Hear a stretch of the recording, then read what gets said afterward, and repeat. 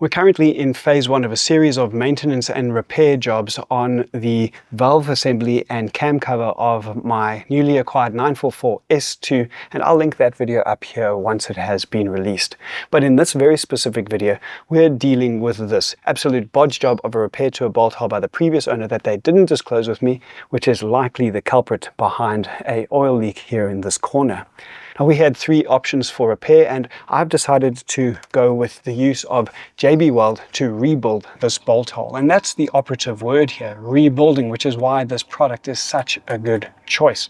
Because what we need to be doing is going all the way to the bottom of this hole and backfilling it until we have recovered all of the material we need to be able to drill and then tap with confidence.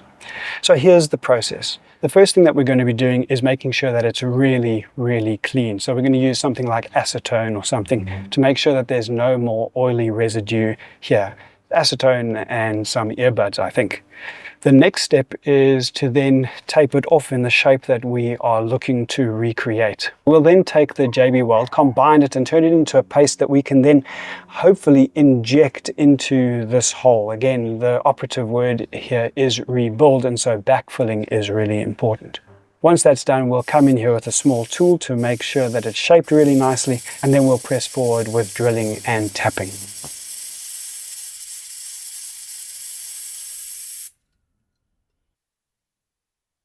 So what's very clear and distinct here is the difference in the color of the metal where the carb cleaner had direct access to. And so I think now it's time to pull out the acetone and the earbuds, and let's see if we can turn the rest of this metal into that same glistening clean aluminium. So this is a long game kind of process. No shortcuts to results here.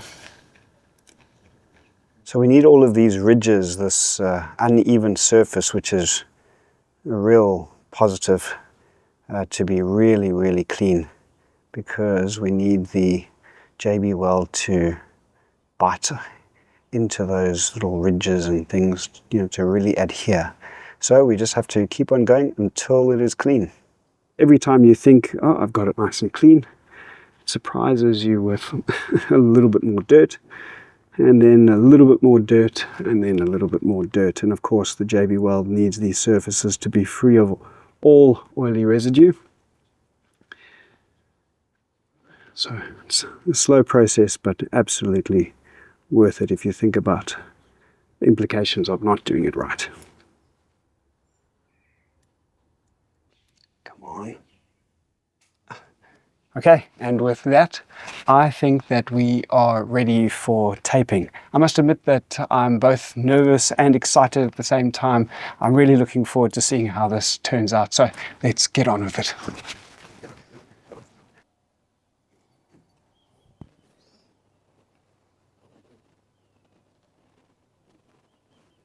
Okay, prepare and clean the surface. That's done. Mix, squeeze equal parts from each tube onto a disposable surface and mix thoroughly. Apply with appropriate tool in an even coat, weld, bead or extruded shape as needed. Okay, so I'm going to be throwing it into a syringe as best as I can.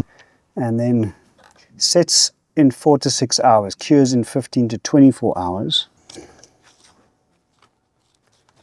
Okay, that looks pretty good. Oh, this is going to be messy. At least it doesn't cure too quickly and then become impossible to use within 2 seconds. I'm sure we've all had that kind of experience with products before. It's definitely the right thing to do to put this into a syringe and then pipe it in there, using a baking term, I think, because it's not all that runny. And so if I was to try and force it down and in the other way, it probably wouldn't work so well. Okay, I think that if we look at the difference there, if we think about how much volume is here, I think that's more than enough. Do that. Excellent, excellent. Looks like it works really well. Yeah, that's working perfectly. And I really like this consistency, and I'm going to try and get as much in here as possible. Of course, I must try and avoid air pockets or bubbles at all costs, because that will just create cavities, which we want to avoid. Let me get a bit of a pick in here so I can just see if I can mix it around and hopefully don't create anything in the process. I'm going to try and get as much as I can in here, because sometimes when these kinds of things harden, they subside a little bit, and so I'm going to err on the side of a little bit too much. But remember, I do have to grind it away once it is dry, so let me make sure that I am not giving myself too much work. But otherwise, I'm really pleased how nothing has been seeping because of the consistency. So let's see what this is like after it's dried. So it's been just over those 22 hours that were prescribed, and I'm very, very pleased with the result, which I'll show you in just a second. But in front of me here, I have the cam cover, and the reason for that is because I want to consider clearances, specifically around what we have to do next when we are busy cleaning up that repair. And so this is the corner in question here, and one of the questions that I had was, what is the clearance between the top, or in other words the bottom of the gasket surface here, and then the hole that the bolt goes through? And if we come here to the corner, we'll see that there is a very large amount of clearance, and so we don't actually have to worry about any kind of interference from the cam cover itself. Let me bring you over here to this side. You can see it a lot more clearly. And so what we do then have to consider are our bolts, because if you come here and you see at the very top of the thread, there is a small surface that does seem to need to make good flush contact, because we are looking for a very specific torque setting. And if we go over to the head and we just look at those surfaces there, it seems like we need to try and match that. Okay, let's now come and look at our repair. And like I said earlier, I'm quite impressed with what I'm seeing here. Let's peel this off.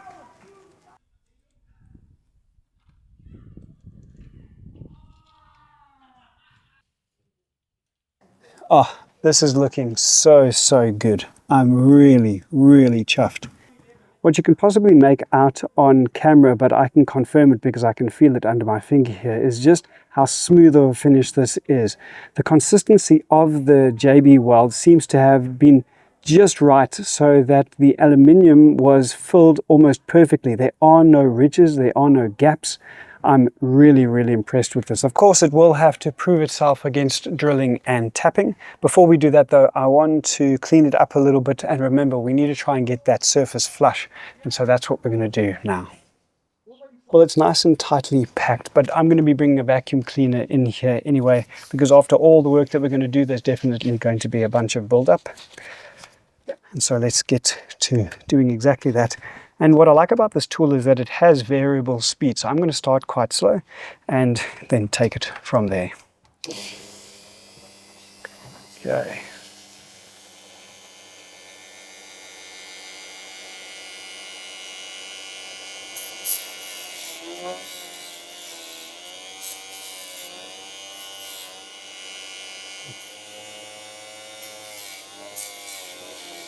Slowly but surely.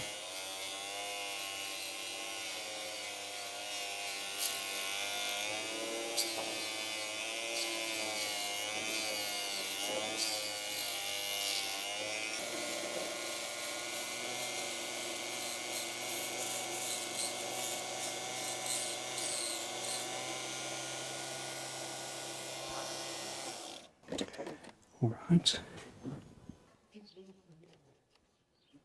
So far, so good. You have to be so careful of the other things that you might touch. I think I might have just touched the cam here.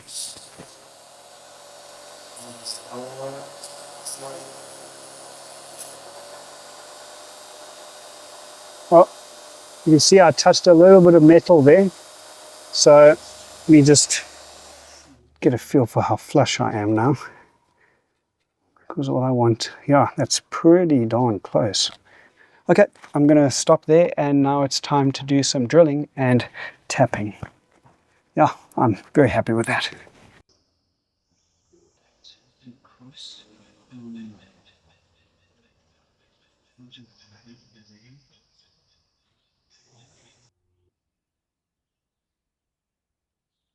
So I'm pretty happy with the center point that I've got there, but there's probably a better technique to finding that. If there is, please leave a comment down in the comment section so that the whole community can learn from that.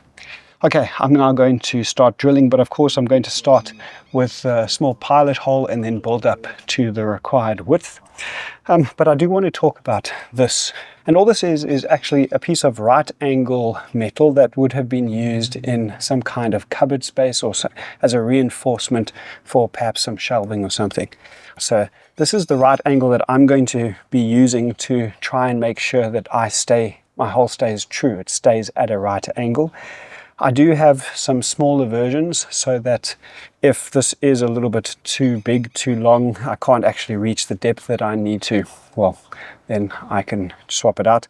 And what I have done is I've added a little bit of tape on the edges just so that I don't scuff up the already disastrous surface there. Okay, let's begin.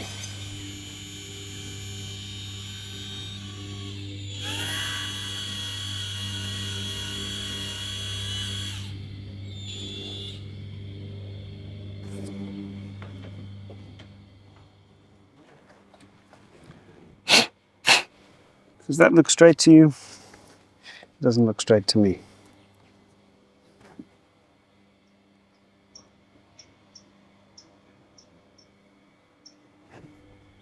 It actually looks pretty good.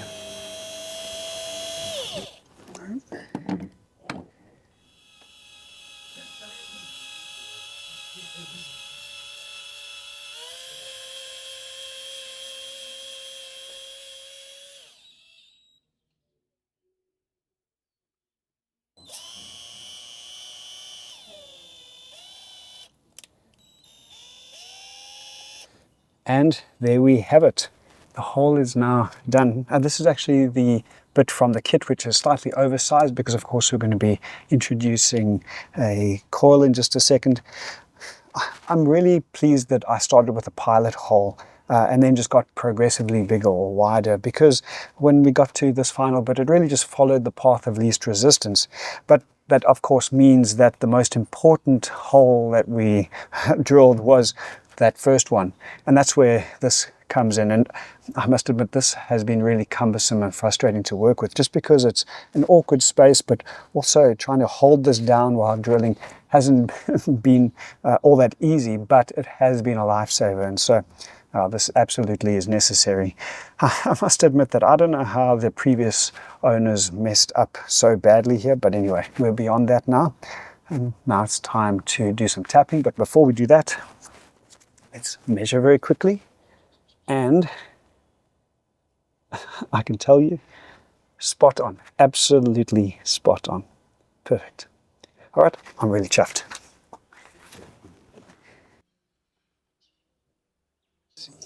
Okay, perfect.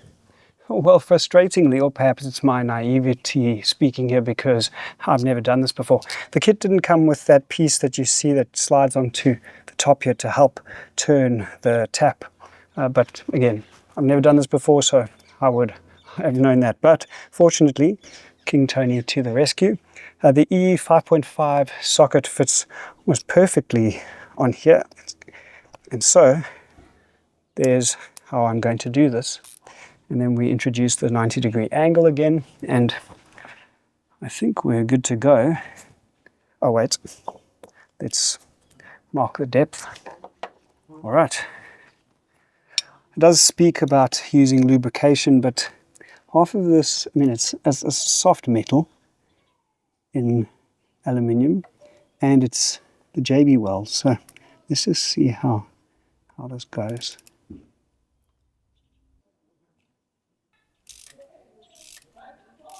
Okay. Yeah, it's nice and smooth.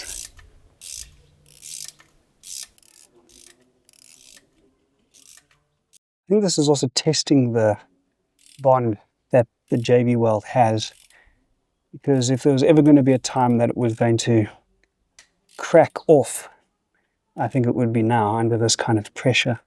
Yeah, the 5.5 is not slipping. Let's see. So far, so good. Okay, we're at the depth that I've put it, which is a little bit beyond the actual insert. So technically we should be okay here, but I would like to get it just a touch deeper. You know, famous last words, that's always what happens when we say, oh, let's just tighten it a little bit more. Okay, it's not wanting to. Maybe that's my saving grace. Right, let's back it out.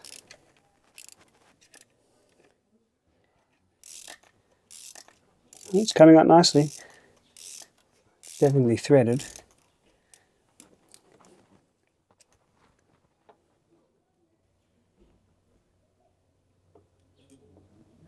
Oh, look at that. There's a nice, beautiful line between the J-B Weld and the aluminium as well. But it looks so good. Okay, I need to get a vacuum in here, but I'm really, really chuffed here. Fantastic.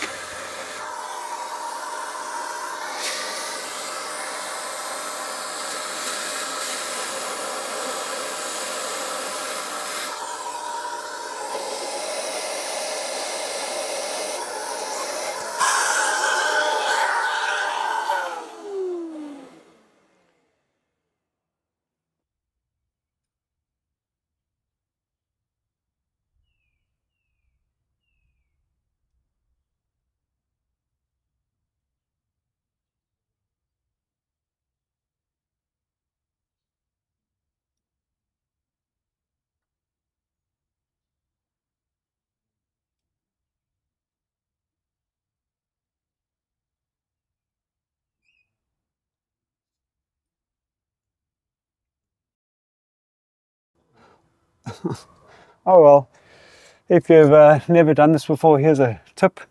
There's no such thing as a test fit. That's what I thought I'd do, see if it went to the right depth, and then pull it back out, maybe even add a little bit of thread locker onto it, and then reinsert it. But that's not how it works. The little bit, or I guess you could call it tang, that is there to help you actually thread it, has broken off now that I've got it as deep as it is, and it's not coming out. But I can tell you, I'm very, very happy with this finished product. And so, yeah, let me bring you in here in just a second and we'll go through it one more time. And then we need to see whether it's actually done the trick, whether we can now seal the cam cover. There it is. And just look how clean and flush it all is. Remember, one of the criteria was to get it as flush as possible, because of course we need that bolt to seat properly. And I think we've actually done quite a good job. Let's put this back. We'll tighten it up in just a second. Okay, with that part of the repair now concluded, we need to test if this has actually worked. And that means putting our repair here to another test, and that is Newton meters. 10 Newton meters to be more precise. And the way we're going to do that is we're going to come over here to our cam cover.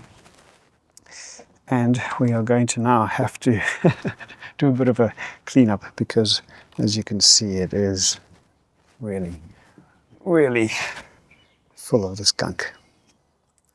As you can see, the cam cover is not in the best of shape, so it absolutely is going to need some work. Again, I appreciate ingenuity, but I don't appreciate lack of foresight. Now, what are you going to do in the future? How was it going to work when you had to do a repair? Okay, with the cam cover now in better shape than we found it off camera, I blasted it with a can or two of carb cleaner. I need to introduce a fly in the ointment, and the fly is the bolt, and more specifically the threaded portion of the bolt, which is now a little bit too long. Now, how can it be too long? Well, when I was repairing this corner, I could see that the metal that was remaining was really flimsy and weak because of cracks and so on. And so we really had to rely on the J-B Weld to give it strength. Now, if you come a little bit closer here and come and look at what has happened, You can see that while drilling, only a small portion of the aluminium actually came into play. 90% of the drilling was actually into the J-B Weld, and you can see that the J-B Weld continues to make contact with the aluminium surface, and I wanted that to continue all the way underneath as well. So in hopes that I would have a full piece of J-B Weld to be able to support this corner, I decided to not make it as deep as it needed to be in order to accommodate this particular bolt. And so what we have to now do is we're going to have to shorten the bolt, and then I'm also going to hope that it will hold as a result. I do realize the Germans engineer things very specifically, but in our case, this is what we're facing.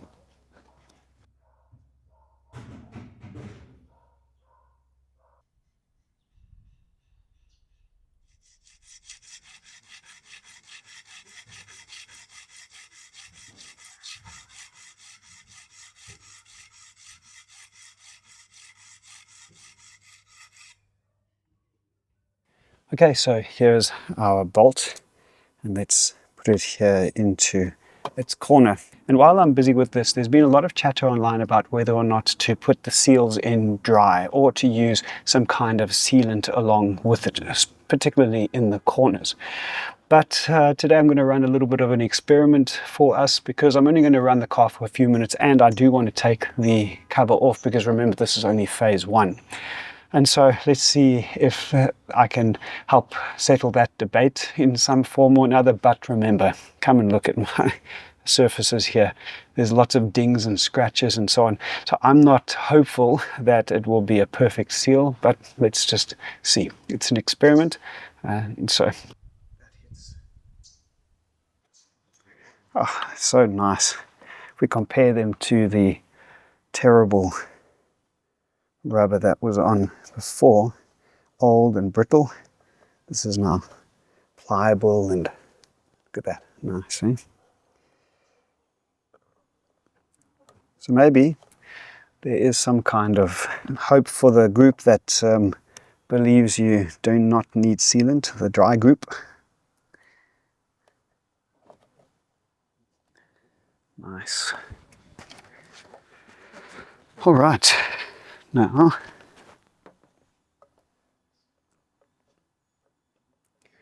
sometimes these things get twisted. That's definitely twisted. Let it go.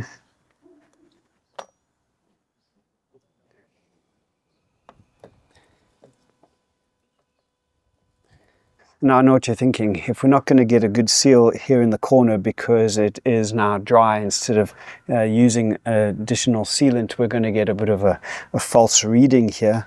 But remember, there was a ton of oil coming out. So if it's a little bit of a weep or a little bit of a leak, I think that will give us a good indication of what we are in for. Okay, I'm happy. Let's get this now in. Let's save those bolts that were coming out there though. Oh, 3 of them. Okay, so this will be test fit number 1, where we determine if the J-B Weld repair will in fact hold. In other words, let's leave those paper towel plugs in to protect the oil passages.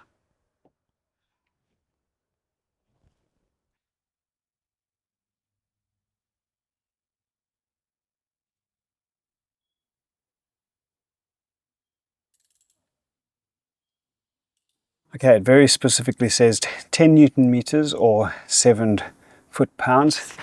It was always just double check, and that's where I'm going to introduce this, a very specialized torque wrench from King Tony that only goes up to 25 Newton meters. We're now looking for 10 Newton meters. That looks like it's 10 right there. We're going to start down the middle.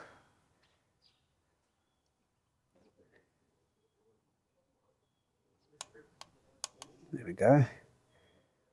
And then we'll do a bit of a zigzag as we go outward.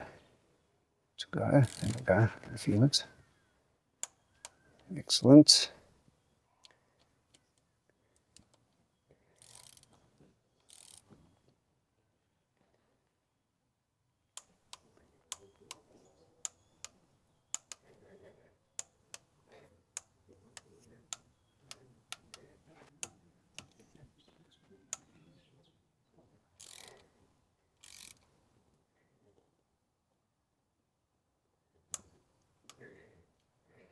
And here it is.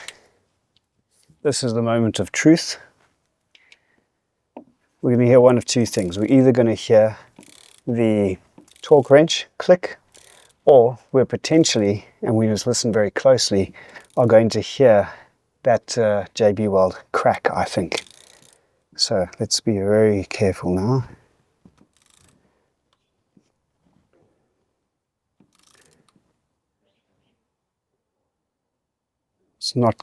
It's feeling very loose inside there. Nah. It's very loose. It's very loose. That's very loose. And there you heard the crack, more cracking. Darn it. Okay, let's get this off and see what has happened.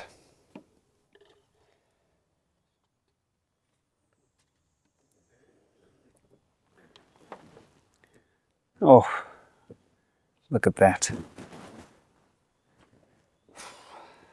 It is absolutely shattered. 10 Newton meters. That's all it was. That wasn't even there. Wow. I'm really glad I left those paper towel plugs in place. Otherwise, these pieces would have been in the bottom of the engine. Yeah, what a lifesaver.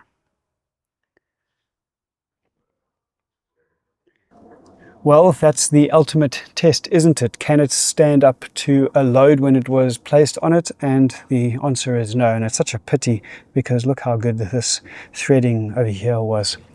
But in its defense, this was always going to be a challenging repair, from the nature of the damage you're dealing with all the way through to something as simple as the ratio in the mixture that I had put together. There's several things that could have contributed to this failure, but ultimately it has failed, and so we can't look to it with confidence as a repair option for this issue.